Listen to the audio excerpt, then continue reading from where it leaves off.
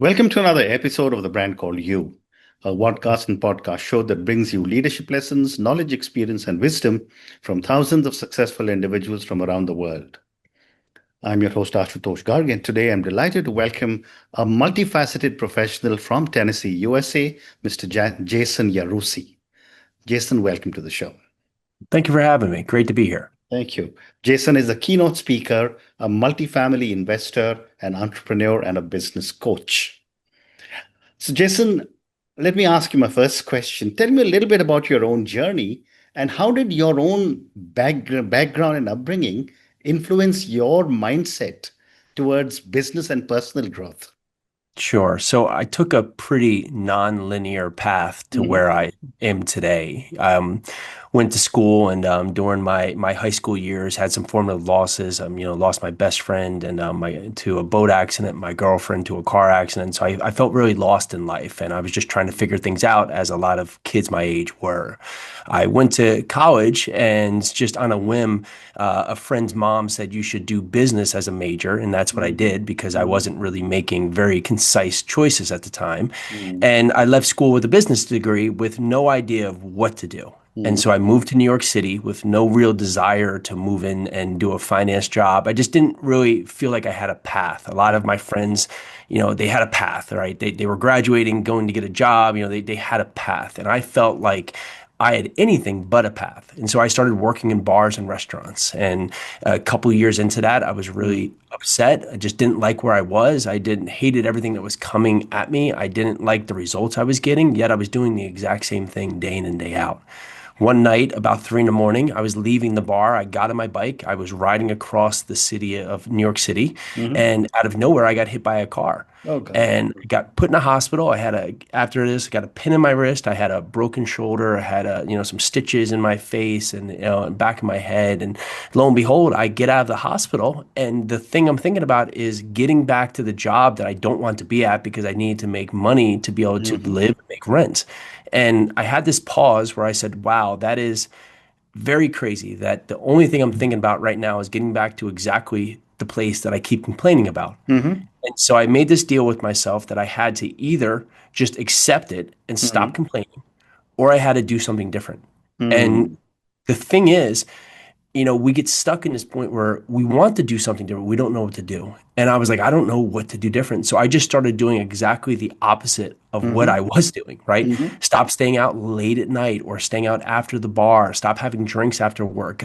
Get up at a set time in the morning. Start to Mhm. work out. Start to read books, right? Start to take on something that's going to learn. I left school with the thought like, oh, I'll never have to read again, right? Like, as if that was a comprehensive thought. Mhm. And lo and behold, it wasn't this magical day one to day two transformation, but day one, day two, day 20, day Yeah. 30, day 50, things started progressively starting to improve because I started to look at things with a Mhm. growth set or positive look on life instead of just everything was against me.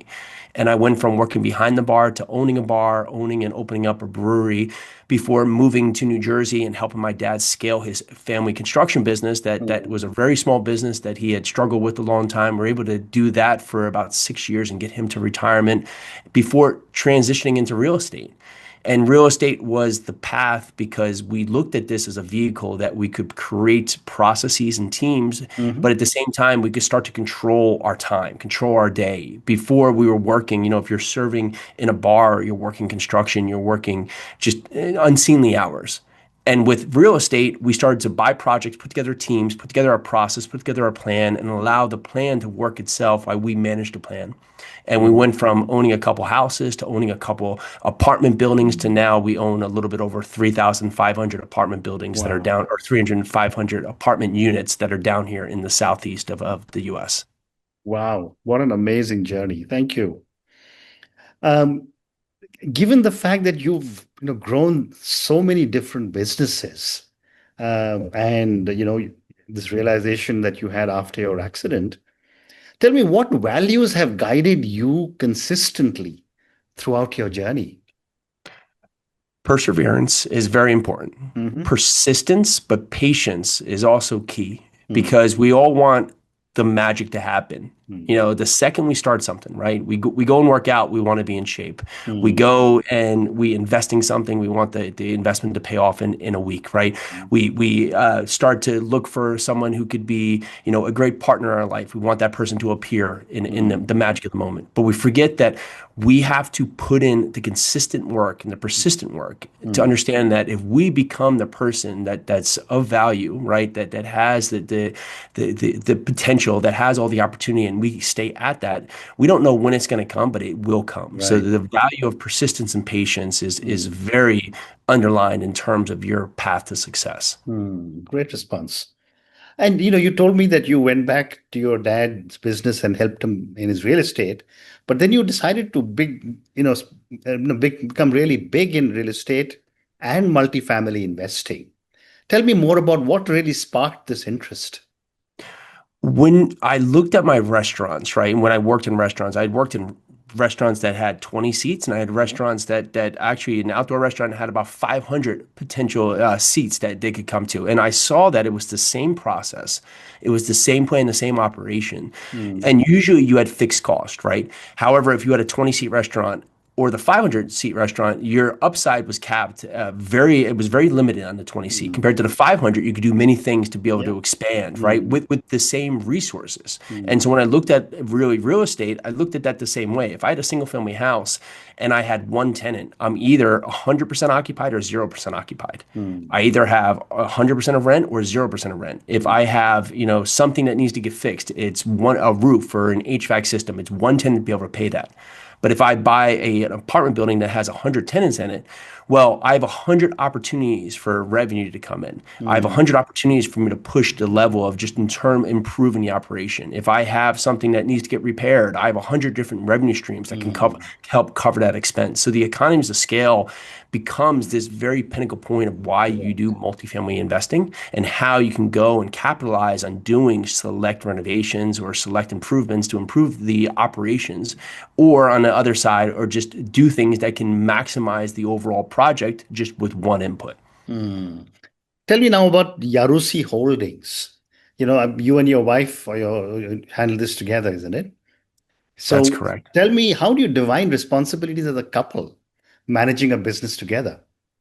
So that's a unique question. And I get that frequently of people that want to start working with their spouse because they become a partnership first, you know, a husband, wife, right? And then all of a sudden they decide we should do a business together and they have to just dissect how to do that. Well, we actually had the inverse, right? Hmm. We met working. We met in New York City working in bars, right? And so we had that working relationship. And then what formed was us becoming the couple. So Mm, we knew the opportunity for us to work together already existed and become us as a partnership. What I found is you have to be very concrete between the stages of mm, work and family. yeah. You have to set the stage where when you're with family, you're with family. And when you're at work, right? And you have to be committed at those times. Because what happens is that you allow an emotional stage to come into the operation Hmm. because it's an emotional setting, you know, husband and wife. However, you have to be clear of what both want as a goal, right? Many times I see people say, well, you know, I'm working 25 hours a day, I'm doing all these things, and I'm trying to make this family a success. And Mm, then, but my wife doesn't like what I'm doing. And I would go, well, have you asked your wife if she mm, likes what you're doing? And he mm, goes, no. And then the conversation comes that the wife would rather have him home at dinner, right? Or have the person committed to a couple hours to be present with the family instead of gone all mm. the time, Yeah, right? And that becomes a very clean, clear conversation that neither are correct. having because they both assume that they're doing the right thing for the family. Mm. What a great response. Tell me about the mission and the vision of Yarusi Holdings. Value, vision, and versatility, right? So we want to offer value, right, with the vision of where this company can go and the opportunity we can provide Hmm. to investors. But you also have to be versatile, right? The world is a changing place, and each and every year, each and every month, each and every day provides new opportunities, but also provides places where you have to pivot, right? Multifamily is a great sector. We believe in it wholeheartedly, especially here in the U.S. We think Mm, that housing, right, first and foremost, is the pinnacle thing of need for people. So when we look at this, we say, well, how can we make sure we're putting our investment dollars, right? The investment of investors in the right place, in the right vehicle. Mm-hmm. And what we like with multifamily is we focus on workforce housing. But we Mm-hmm. also have to understand that workforce housing is going to be stronger in certain areas, right? It's going to be Mm-hmm. stronger in certain states, in certain cities. It's going to be stronger in certain areas of path of progress. It's going to be stronger for certain reasons in certain regions, right? So we have to be versatile to understand that that's going to change, right? If you hear positivity or negativity on the news, it doesn't happen across the whole country as a blanket, right? It Mm-hmm. happens in certain areas, right? And even in growth areas or areas that may be prone to recessions, right? They happen at different times. So you have to be versatile to understand what's happening on the ground in these markets so you can pivot accordingly. Mm. Let's talk about your multifamily investment now. What factors do you consider when you evaluate a multifamily investment? We look first and foremost at the area first, right? So Mm-hmm. we want to be all into an area. So like I'm here in Middle Tennessee. We're very focused on Middle Tennessee. Mm-hmm. The city I'm in is Murfreesboro. Murfreesboro has been the third and 14th fastest growing city in the nation for two Mm-hmm. of the last 3 years. Wow. It has 165,000 people in it. It's on trend in the next 10 years to grow to 250,000 people. It Mm-hmm. has everything from medical to the second biggest university in the state to all kinds of warehousing and distributing, right? So it has multiple different vehicles for housing here and the opportunity for growth and job diversity. So Mm-hmm. it puts us in a good spot that people are going to want housing here. So we focus on that first, the city. Then we focus on the type of building. We're looking for workforce housing. So we want to make sure there's a supply of workforce housing, but not an oversupply, Mm-hmm. where there's constraints to building, right? Because building is very difficult in many areas here in the US because it takes a long time to be able to get permitted or allowed to do it. It's very costly to do it, and it takes time once you start doing it, right? So Mm-hmm. you want to say that there's constraints.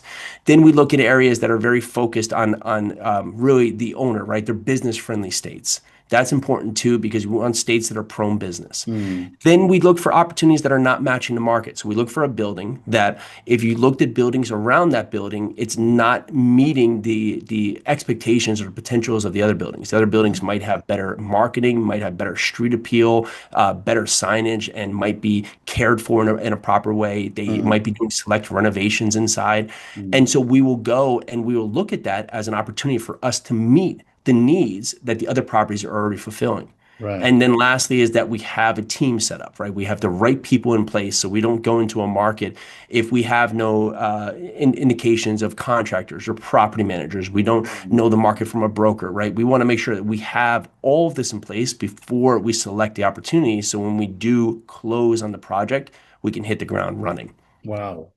But tell me, with such large investments, what steps do you take to mitigate risk? Sure. So it goes back that we look at the opportunity from a point of, we'll say a base case, a plus side, and a downside, Mm-hmm. right? And so the base case is where we intend for the property to operate, Mm-hmm. right? The best case is that when we analyze this, is that that's great. Everything goes in our favor. It's 100%. It's a home run. Fantastic, right?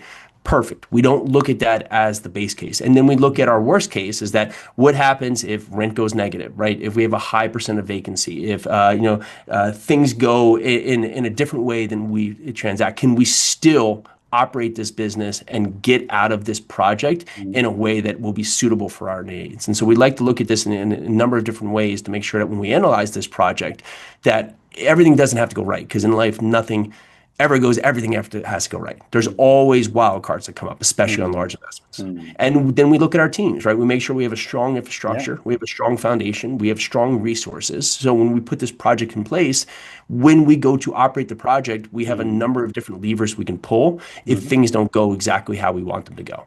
Amazing. And uh, you make so many different investments and they're successful. What's one mistake you see a lot of new investors making? And how can some of these be avoided? Getting back to my point of focusing on the area first, Yeah. the grass always seems to be greener on the other side of the hill. So people will make investments into areas thinking that it's a great investment, but not truly Mm, knowing the market, mm, right? mm, So if I'm in Tennessee and all of a sudden I go invest in Indiana, And then I look at the city, Terre Haute, Indiana, and I'm like, oh, this looks like a great city. But because I don't know the city, I don't understand that the building I'm buying is in a suburb of Terre Haute that's not a good suburb, right? There's not Mhm. good schools. It's away from the path of progress, right? So I'm not truly in tune to what's happening there.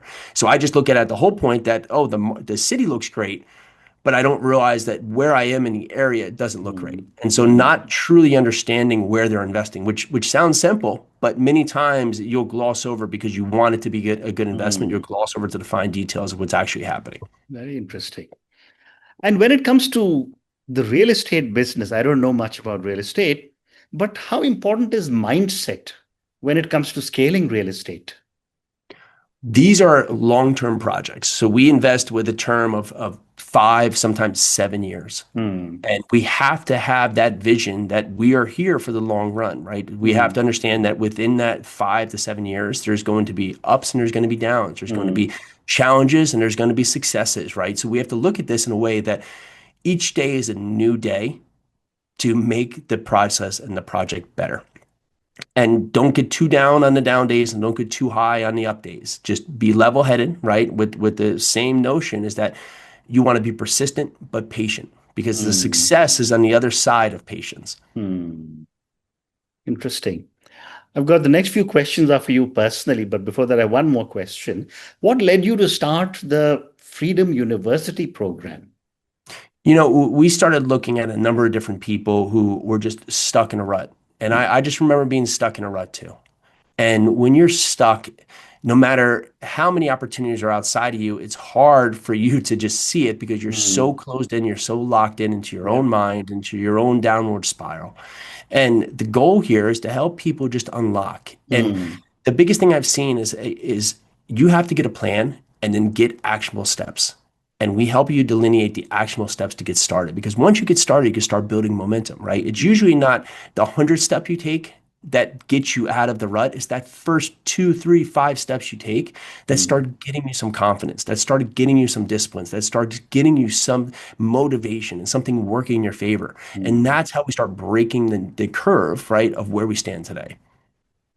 You were telling me when we started talking about how you started your life and just redid your entire life, reading, getting up early, spending time with family. For my viewers and listeners, tell me, what is your approach to work-life balance, especially as a husband and a father of three? The thing that I try to make sure I focus on is that when I'm with my family, I'm committed to that time with my family. Hmm. And when I'm at work, I'm committed to that time at work. Hmm. Because the other side of that is I've been there is that when I'm at work, I'm thinking about when I wasn't present with my family. And then I'm with my family and I'm thinking about when I wasn't Hmm. actually actionable or getting things done at work, right? Yeah. And then so neither of them are actually working out because I'm not actually getting anything done when I'm there. And I found that that allows me to get the most done at work. And it also allows me to be present and get the most out of my family. Hmm. What a great response. How do health and fitness influence your professional life? Health is so important, right? You hear it a lot is that there's no reason to go and be wealthy if you're going to be sick and die, right? Yeah. You want to take care of yourself, but it also it helps fortify my mind and helps get Hmm. me going in the morning, right? It's the thing I do. It's like getting up, getting a workout in, getting the energy going. It puts me on the right track. It puts me in the right frame of mind so I can go out there and make actionable decisions that set the stage. And so I use this as a vehicle to set the base for my day as a launch pad. Hmm. Time for three more questions for you, Jason. What's a failure or a setback that taught you a valuable lesson? I had a friend that we started a restaurant in New York City and we didn't communicate well and it ruined the friendship. Hmm. And usually it's hard to have hard conversations, but the hard conversations looking back are the easy conversations when you do them originally because it sets the framework. So Hmm. the friendship matters more than the business, right? And so Hmm. you want to make sure that when you're setting the stage that the hard conversations today are Hmm. typically not that hard in the grand scale of things when you're looking back at them. Hmm. And what does legacy mean to you, and how are you building your legacy?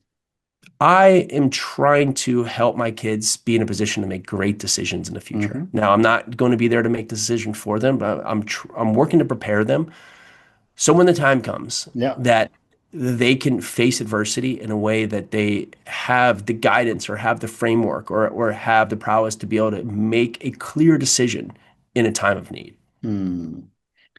And my last question, in a journey that has been so well articulated in my conversation with you, and it's such a successful journey, what advice would you give to someone who wants to transform their life and take control of their future? Get concise and get clear on what you want. Hmm. We live in a world of social media where we see so many different goals and aspirations of other people that we start to believe that that's our goals and aspirations. Hmm. So choose what you want and then go try for it. And the try is the first step of the journey, right? Say, okay, my goal is to, own a fancy car, meet a great person, go start a business, right? Okay, so what is the first step to take? And you take that first step and it's going to lead you on a path where either that step's in a great direction that you keep going, or it's in a bad direction that you stop and turn around, or it's in a direction that's kind of in the right way, kind of in the wrong way. So you learn how to pivot. But Hmm. all of those lead you to discover more. But it gets you out of the way of just the stop, because the fourth thing that usually happens is that we choose to not do anything. Hmm. And then we have the vision is that we will try someday and then we never do. And then we have the regret.